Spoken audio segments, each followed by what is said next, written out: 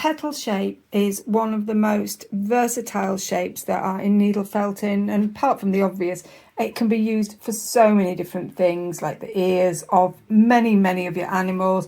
I've used it here for the wings of this chicken and for the leaves on this gnome, as well as the ears on this lovely sheep. But today we're going to make a gorgeous needle felted fairy belt. It's going to take about 10 minutes, and if you want the link for the full fairy tutorial, I'll pop that in the description for you.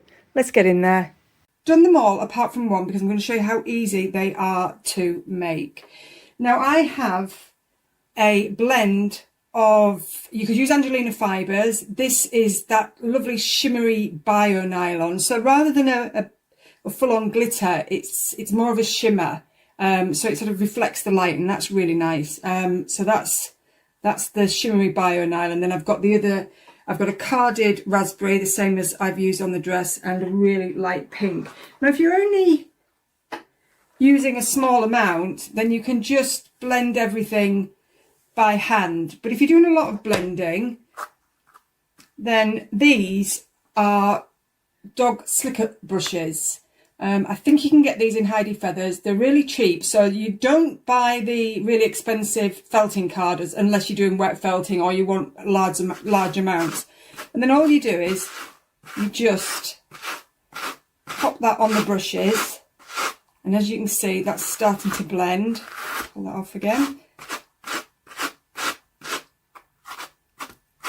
And that's it, and it just starts to blend, and you can blend it until it's really even, or I quite like to have, you know, elements of light and dark in it, and then that just pulls away, and that is ready to be used. And then you can just do a final blend with your hands if you're not happy with the blending, if you want to do a bit more. So let me show you how easy it is. Now I've made all these leaves. Once you've done one leaf, you can use that as your template. I have little leaf cookie cutters, but I'm not going to use those because I haven't got the size I wanted, as you can see. Too big, too small, and then not the one in the middle. I'm going to show you how really easy it is. So I took pinches of wool, all about the same size, so that I knew I was using the same amount. I'm using the firm 38, and I'm going to draw with the needle a petal shape.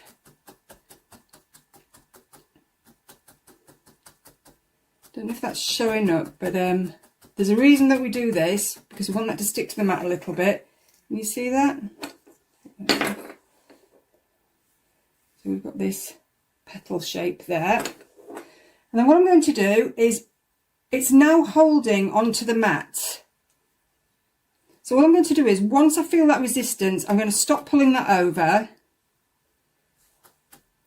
and I'm just going to draw it in, because we want these to be quite firm. So we want a decent amount of wool. We don't want them to be floppy, because we want them to hold the shape. And that's the beauty, is if you really, you know, if you felt wool quite firmly in these little petal shapes, they will really hold nicely. So we just work that in, and don't worry about the shape at the moment, just bring that to the centre.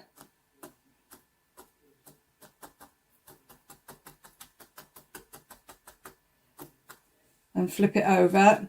Can you see that pulling away from the mat? So you don't over felt in the same place. You're going to get that. That's unavoidable.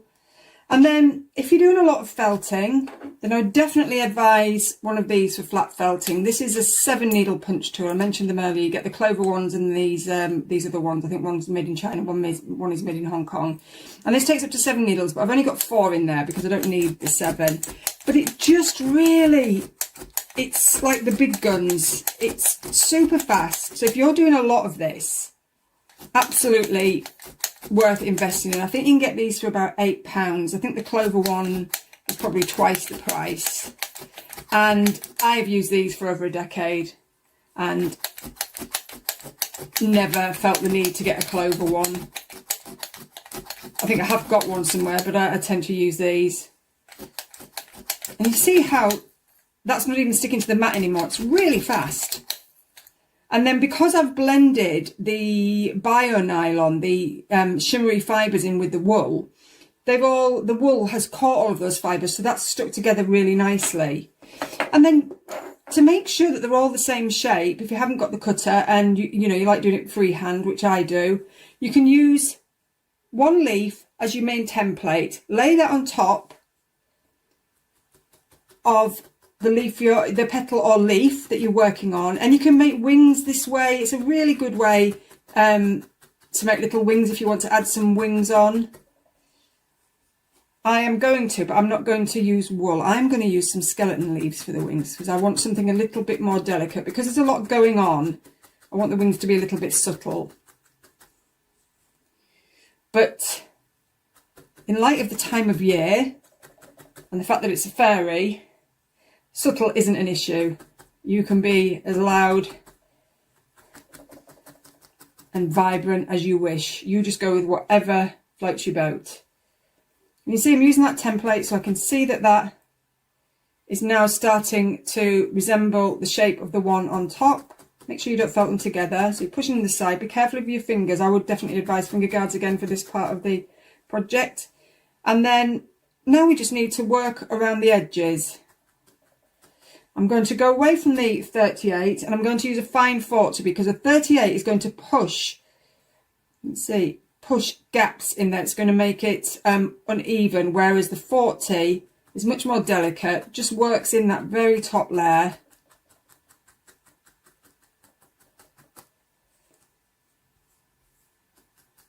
So you've got a really nice, neat edge. So now we're at both ends, but one end, you don't overwork the wool because that's going to get attached to the top of the skirt. This is going to be the end that sticks up. And they don't all have to be exact, just very similar. And obviously you don't want one that's twice the size. And just bring those wisps in with my needle. And then just get hold of that, roll the end between your finger, and then immediately you've got this lovely neat edge, and you can leave that wisp long, or you can actually just trim off the excess. And then because it's nice and firm, when we bend it, when we roll it like so and into that petal shape, it will actually hold. So I have quite a few here. I'll attach a couple. You can go off and make the others if you're going to. I won't go through the whole process because you may have already decided that that's enough. And then we shall work on the head. So I'll just attach the first one. So all I'm doing, I'm going to put one in the centre there. I'm going to go in with my fine needle. Now the fine needle will actually felt this in really well, so you just need to be careful of the wire underneath. You're only just going through the top.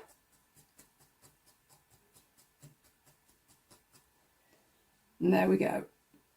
And then I'm going to work round and add the others. And if you are leaving it like that, then take a length of white wool, wrap it round right under the arms because you want it to come higher. Wrap it around the arms and then tie it at the back. And you can either felt that in and then trim that off, or you could have a nice big bow. And you don't have to use white. You could use a contrasting colour.